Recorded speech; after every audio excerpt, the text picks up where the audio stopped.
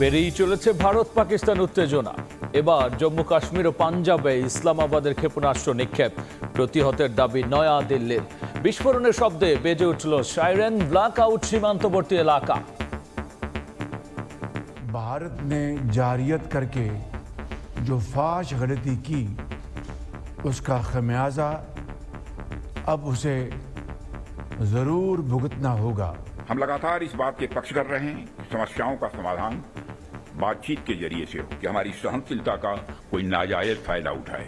यदि कहीं कोई हमारे इस संयम का फायदा उठाने की कोशिश करता है तो उसे कल की तरह ही क्वालिटी कार्रवाई का सामना करने के लिए भी पूरी तरह से तैयार रहना होगा।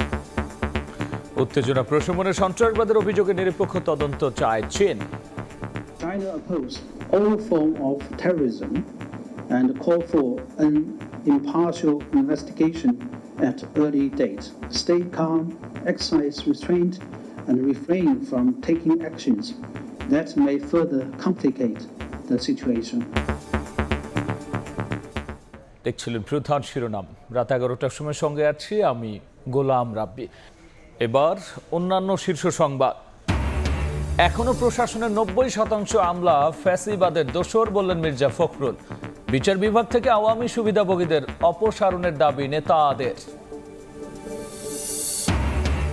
আব্দুল হামিদের দেশ ছাড়ার প্রতিবাদে রাজধানীতে বিক্ষোভ। পালানোর ঘটনায় জড়িতদের শাস্তির ঘোষণা স্বরাষ্ট্র উপদেষ্টার। ইমিগ্রেশন পুলিশের কর্মকর্তা প্রত্যাহার। 2018 সালের ভোটে আওয়ামী লীগকে জেতাতে 12 কর্মকর্তাকে ভবন দেওয়ার অভিযোগ। সরকারি জমিতে প্লট বরাদ্দে অনিয়ম খতিয়ে দেখছে দুদক। ফ্ল্যাট কাণ্ডে এবার টিউলিপকে তলব। জুলাই ফাউন্ডেশনের নির্বাহী পদ ছাড়লেন ছাত্র অভ্যুত্থানের শহীদ মুগ্ধর ভাই স্নিগ্ধ। নতুন দায়িত্বে অবসরপ্রাপ্ত লেফটেন্যান্ট কর্নেল কামাল আকবর। এবং ঢাকা মাওয়া এক্সপ্রেসওয়েতে রোগীবাহী অ্যাম্বুলেন্সে বাসের ধাক্কা। একই পরিবারের 4 জন সহ নিহত 5, আহত অন্তত 7। গোপালগঞ্জ ও টাঙ্গাইলে সড়কে ঝরল আরো 6 প্রাণ।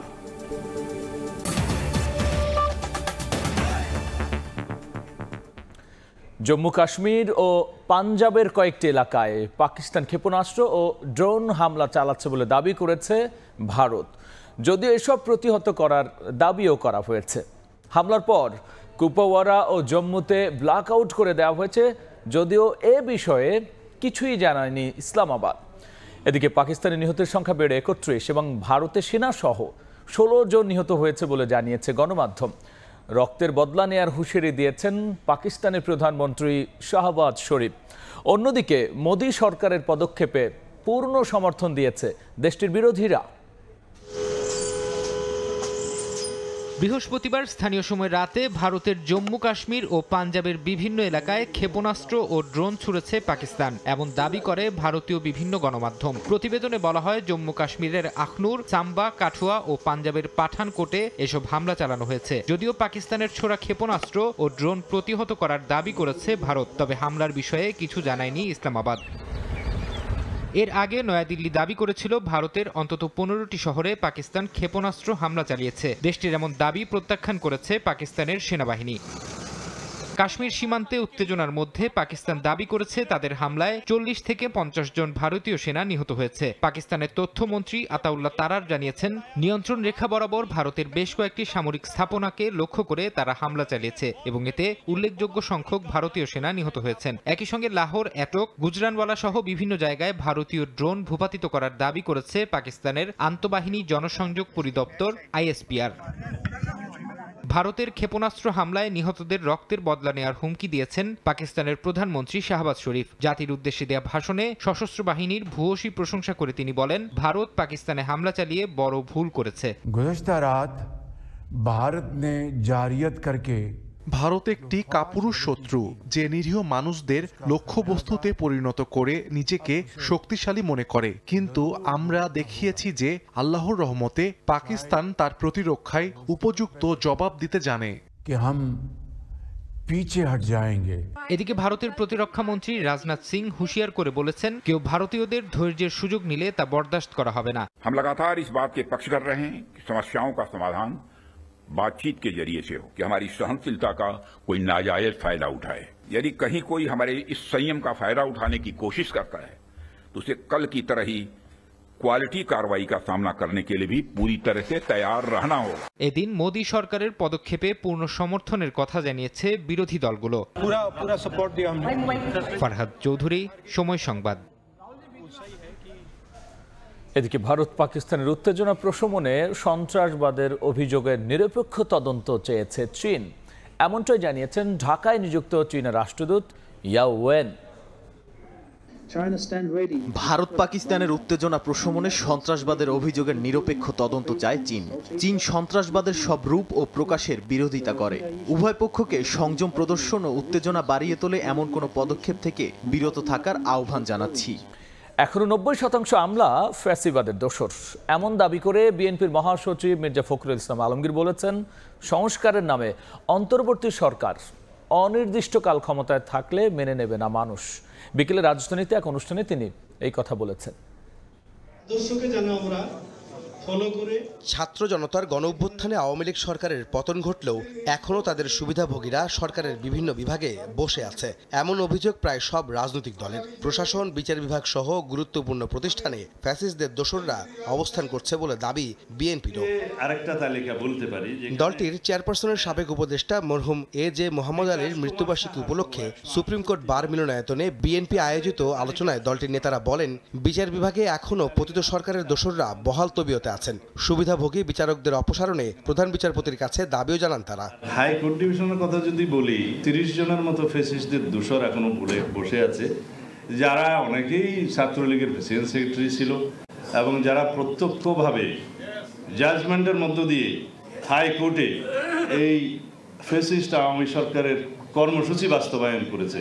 সুতরাং ইন্ডিপেন্ডেন্স অফ জুডিশিয়ারি এনশিওর করার আগে তাদেরকে ক্লেম করতে হবে এবং তাদেরকে বিচারের আওতায় আনতে হবে।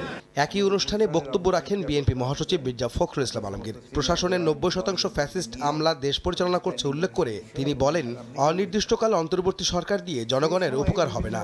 অনেকে বলছে যে আগে সংস্কার হবেই, তারপরে নির্বাচন। তো সংস্কার তো একটা চলমান প্রক্রিয়া।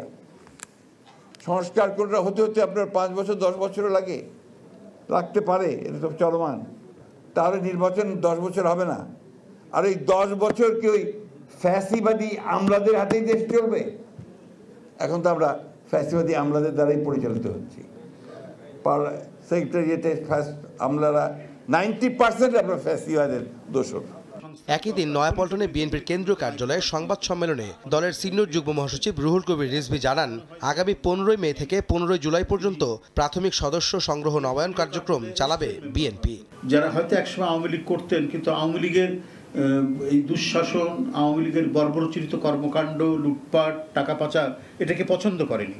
মানে যারা করেনি এই ধরনের মানুষ, তারা আগেই আওয়ামী লীগ থেকে সরে গেছেন, তারা আসতে পারবে না কেন? এদিকে জাতীয় প্রেস ক্লাবে আলাদা অনুষ্ঠানে বিএনপি নেতারা বলেন, যারাই ক্ষমতার লোভে পড়বে তাদের পরিণতি শেখ হাসিনার মতো হবে। সম্মান বাঁচাতে সরকারের দ্রুত নির্বাচন দেওয়ার বিকল্প নেই বলেও মন্তব্য দলটির নেতাদের। আহমেদ সালেহীন, সময় সংবাদ, ঢাকা। জুলাই আন্দোলনে হামলা মামলার আসামি সাবেক রাষ্ট্রপতি আব্দুল হামিদের দেশ ছাড়ার পেছনে অন্তর্বর্তী সরকারের সংশ্লিষ্টতার অভিযোগ তুলেছে যুব অধিকার পরিষদ। আগামী 48 ঘন্টার মধ্যে তাই স্বরাষ্ট্র উপদেষ্টার পদত্যাগের দাবি জানিয়েছেন এই সংগঠনটির নেতারা। অপরদিকে দিনাজপুরে সাংবাদিকদের উপদেষ্টা বলেছেন, জড়িতদের গ্রেফতারে ব্যর্থ হলে দায়িত্ব থেকে সরে দাঁড়াবেন তিনি। এদিকে এই ঘটনায় ইমিগ্রেশন পুলিশের অতিরিক্ত পুলিশ সুপারকে প্রত্যাহার করা হয়েছে। বুধবার গভীর রাতে শাহজালাল আন্তর্জাতিক বিমানবন্দর দিয়ে দেশ ছাড়েন সাবেক রাষ্ট্রপতি আব্দুল হামিদ। তার বিরুদ্ধে জুলাই অভ্যুত্থানে হামলার ঘটনার মামলা আছে। এই অবস্থায় তার পালিয়ে যাওয়া নিয়ে রাজনৈতিক মহলে চলছে আলোচনা সমালোচনা।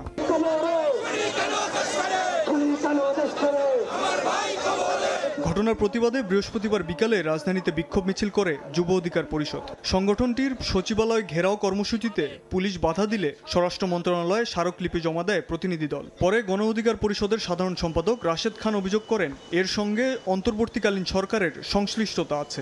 আগামী 48 ঘন্টার মধ্যে স্বরাষ্ট্র উপদেষ্টার পদত্যাগের দাবির কথাও জানান তিনি। এর দায় যেমনিভাবে প্রধান উপদেষ্টা এড়াতে পারে না, এবং এই স্বরাষ্ট্র উপদেষ্টা সরাসরি আব্দুল হামিদের পলায়নের সাথে, দেশ ছেড়ে পালানোর সাথে জড়িত থাকায় আমরা স্বরাষ্ট্র উপদেষ্টার 48 ঘন্টার মধ্যে পদত্যাগ দাবি করছি। একই দিন বিকেলে ঢাকা বিশ্ববিদ্যালয়ের মধুর ক্যান্টিনে সংবাদ সম্মেলন করে 3 দিনের মধ্যে আব্দুল হামিদ সহ জুলাই গণহত্যার কুশীলবদের দেশ থেকে সহায়তাকারীদের গ্রেফতারের দাবি জানায় ইনকিলাব মঞ্চ। গণহত্যাকারী ফ্যাসিবাদের রাষ্ট্রপতি হামিদকে পালাতে রাষ্ট্রপতির অফিস থেকে যে এবং যারা সংশ্লিষ্ট ফোন দিয়েছে ছেড়েছে, আগামী 3 দিনের মধ্যে তাদের নাম সরকারের তরফে স্পষ্ট ঘোষণা করতে হবে। শুধু ঘোষণা করলে হবে না, অনতিবিলম্বে তাদেরকে গ্রেফতার করে বিচারের মুখোমুখি করতে হবে। এদিকে আব্দুল হামিদের পালানোর ইস্যুতে দিনাজপুরে এনসিপি নেতাকর্মী ও বৈষম্য বিরোধীদের তোপের মুখে পড়ে স্বরাষ্ট্র উপদেষ্টা। পরে জেলা প্রশাসকের কার্যালয়ের সামনে সাংবাদিকদের জানান, এই ঘটনায় জড়িতদের বিরুদ্ধে ব্যবস্থা নিতে ব্যর্থ হলে দায়িত্ব ছেড়ে দেবেন। যে ঘটনাটা ঘটছে এটা যারা জড়িত তাদের অবশ্যই শাস্তির আওতায়, আর যদি না হয় স্যার এটার বিপক্ষে তারা যদি শাস্তির আওতায় না আনে সেই সময় আমি চলে যাব। শাবাব ওয়াসি, সময় সংবাদ, ঢাকা। 2018 সালে রাতের ভোটে বিজয়ী করার বিনিময়ে সচিব পদমর্যাদার 12 কর্মকর্তাকে 14 তলা ভবন দেন শেখ হাসিনা। এমন অভিযোগ করে দুদক বলছে, রাজধানীর ধানমন্ডিতে 12 কাঠা জমিতে সরকারিভাবে করা ভবনটির নির্মাণ কাজ চলমান রয়েছে। 2018 সালের নির্বাচন সফলভাবে পার করে আনার পুরস্কার হিসেবে শেখ হাসিনার পক্ষ থেকে সচিব পদমর্যাদার 12 জন পেয়েছেন 14 তলা ভবন। এ অভিযোগে জাতীয় গৃহায়ণ কর্তৃপক্ষের অফিসে দুদকের অভিযান। শেখ হাসিনার কার্যালয়ের নির্দেশেই 2024 সালের 26শে মে গৃহায়ণ কর্তৃপক্ষ সরকারি অর্থ ব্যয় ভবনটি নির্মাণ কাজ শুরু করে। এরই মধ্যে 5 তলা পর্যন্ত নির্মাণ কাজ শেষ হয়েছে। ভবনটিতে থাকছে 23টি ফ্ল্যাট, যার 12টি পাচ্ছেন দুদকের আলোচিত মোজাম্মেল হক খান ও জহুরুল হক সহ 12 সচিব পদমর্যাদার কর্মকর্তা, যাদের বেশিরভাগ 5 আগস্টের গণঅভ্যুত্থানের পর পলাতক রয়েছেন। দুদক বলছে, অভিযানে তথ্য উপাত্ত বিশ্লেষণ করে পরবর্তী পদক্ষেপ নেবে তারা। 3টা কোটার আওতায় 12 জন সচিব পদমর্যাদার গণ্যমান্য ব্যক্তিবর্গদের দেশে বিশেষ অবদান রাখার জন্য এই প্লটগুলো বরাদ্দ করা হয়েছে। আমরা সেখান থেকে তাদের নথিপত্র সংগ্রহ করেছি, কোন আইন বিধি তাদের যে নীতিমালা অনুযায়ী এটা বরাদ্দ করা হয়েছে সেগুলো আসলে যাচাই বাছাইয়ের জন্য আমাদের সময় লাগবে। জাতীয় গৃহায়ণ কর্তৃপক্ষের চেয়ারম্যান জানালেন, তৎকালীন সময় কোটায় তাদের ভবন বরাদ্দ দিয়েছিল, মন্ত্রণালয়ও বরাদ্দে অসঙ্গতি খুঁজে দেখছে। বরাদ্দের বিষয়ে এটি একটি অনুসন্ধান হচ্ছে, যেগুলো বিগত সরকারের সময় যেহেতু বরাদ্দ দেয়া, সুবিধাপ্রাপ্ত ব্যক্তিদের বরাদ্দ দেয়া হয়েছে, এ ধরনের একটা অভিযোগের প্রেক্ষিতে মন্ত্রণালয় এগুলো সম্পর্কে তথ্য যাচাই বাছাই করছে, অনুসন্ধান। মন্ত্রণালয়ের সিদ্ধান্তের আলোকে এই ভবনের বরাদ্দের বিষয়ে পরবর্তী পদক্ষেপ নেবে গৃহায়ণ কর্তৃপক্ষ। তাসলিম তৌহিদ, সময় সংবাদ, ঢাকা। চট্টগ্রাম বন্দর পরিচালনায় বিশ্বের শীর্ষ অপারেটরদের আনার মূল উদ্দেশ্য দেশের সীমাবদ্ধ ভূমি ও বন্দর সক্ষমতাকে সর্বোচ্চ ব্যবহার করা। এমন মন্তব্য করেছেন বিডা ও বেজার এক্সিকিউটিভ চেয়ারম্যান আশিক চৌধুরী। বলেছেন, 2031 সালে বড় প্রকল্প বে টার্মিনাল কার্যক্রমে গেলে পাল্টে যাবে বন্দরের চেহারা। কর্ণফুলী নদীর মোহনায় ও বঙ্গোপসাগর উপকূলে গড়ে উঠছে নানা টার্মিনাল। এতে চট্টগ্রাম বন্দরের সক্ষমতা বাড়ার পাশাপাশি খুলবে বিদেশি বিনিয়োগের অপার সম্ভাবনার দুয়ার। বৃহস্পতিবার সকালে লালদিয়া কন্টেইনার টার্মিনাল পরিদর্শনে যান বিডা ও বেজার চেয়ারম্যান আশিক চৌধুরী এবং প্রধান উপদেষ্টার প্রেস সচিব শফিকুল আলম। 46 একর জমির উপর নির্মিত টার্মিনাল পরিদর্শন শেষে বিডার চেয়ারম্যান বলেন, বন্দর পরিচালনায় বিশ্বের টপ অপারেটররা আসলে বন্দরের সক্ষমতার সর্বোচ্চ ব্যবহার করা যাবে, বাড়বে বিনিয়োগও। ওয়ার্ল্ডের যারা টপ পোর্ট অপারেটর তাদেরকে আনার আমাদের মূল উদ্দেশ্য হচ্ছে যে আমাদের যেহেতু আমাদের ল্যান্ড লিমিটেড, আমাদের ক্যাপাসিটি লিমিটেড, সেই লিমিটেড ক্যাপাসিটিকে যাতে আমরা বেস্ট ইউটিলাইজ করতে। পরে কর্ণফুলী টানেল এলাকায় ফ্রি ট্রেড জোনের জমি পরিদর্শন করে দলটি। যান বঙ্গোপসাগর উপকূলে বে টার্মিনালেও। পিএসএ এবং ডিপি ওয়ার্ল্ড রাফলি $1 বিলিয়ন করে এই প্রজেক্টে ইনভেস্ট করবে এবং আমরা আশা করছি যে 2030-এর দিকে আমরা এই পোর্টগুলোকে চালু করতে পারবো। এখন যে জাহাজগুলো আসে তার প্রায় 3-4 গুণ একটা জাহাজে নিতে পারে। এতে আমাদের পরিবহন কস্ট কমে যাবে এবং একই সাথে আমাদের এফিসিয়েন্সি বাড়বে। দুপুরে দলটি যায় চট্টগ্রাম বন্দরের নিউ মোরিং কন্টেইনার টার্মিনালে। আগামী 5 থেকে 10 বছরে চট্টগ্রাম বাণিজ্যিক হাবে পরিণত হবে বলে আশা সংশ্লিষ্টদের। শফিকুল আলম, সময় সংবাদ, চট্টগ্রাম। জুলাই শহীদ স্মৃতি ফাউন্ডেশনের প্রধান নির্বাহী কর্মকর্তার পদ থেকে পদত্যাগ করেছেন মীর মাহবুবুর রহমান স্নিগ্ধ। এ পদে নতুন দায়িত্ব দেওয়া হয়েছে অবসরপ্রাপ্ত লেফটেন্যান্ট কর্নেল কামাল আকবরকে। পদত্যাগের কারণ হিসেবে সাংবাদিকদের প্রশ্নের জবাবে স্নিগ্ধ বলেছেন, রাজনীতিতে যোগ দেওয়ার উদ্দেশ্যে এমন কোনো সিদ্ধান্ত নেননি। বর্ণাঢ্য আয়োজনের মধ্য দিয়ে পালিত হচ্ছে কবিগুরু রবীন্দ্রনাথ ঠাকুরের ১৬৪তম জন্মবার্ষিকী। দিবসটি উপলক্ষে কুষ্টিয়ার কুঠিবাড়ি, সিরাজগঞ্জের কাছারি বাড়ি এবং নওগাঁর পাতিশ্বরে আয়োজন করা হয়েছে আলোচনা সভা, সাংস্কৃতিক অনুষ্ঠান ও মেলার। গান, কবিতা ও নাটকের মাধ্যমে স্মরণ করা হচ্ছে বিশ্বকবিকে। এতক্ষণ দেখছিলেন দেশ বিদেশের খবর।